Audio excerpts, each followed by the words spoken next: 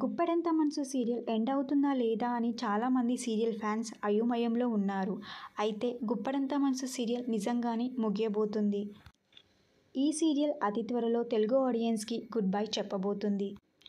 రిషి మరియు వసు ఫ్యాన్స్కి ఇది బ్యాడ్ న్యూస్ అనే చెప్పుకోవాలి. ఎందుకంటే రిషి వసు పేర్కి ఎవరికీ దక్కనంత క్రేజ్ అండ్ పాపులారిటీని దక్కించుకున్నారు ఈ పేర్.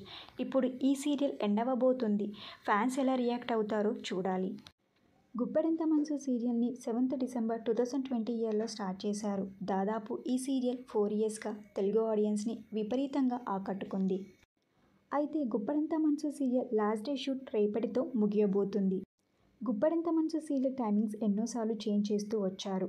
ఇక గుప్పెడంత మనసు సీరియల్ ఇంత త్వరగా ఎండ్ అవ్వడానికి కారణం రిషి కన్నడ బిగ్ బాస్కి వెళ్తున్నారని, అందుకే సీరియల్ ముగించేస్తున్నారని సోషల్ మీడియాలో వార్తలు వస్తున్నాయి.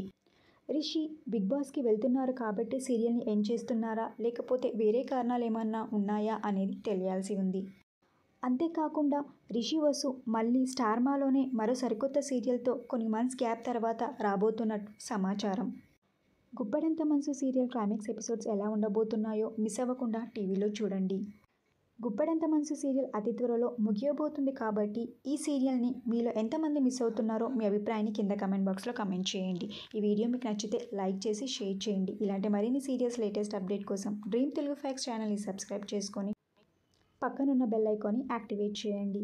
Thank you for watching.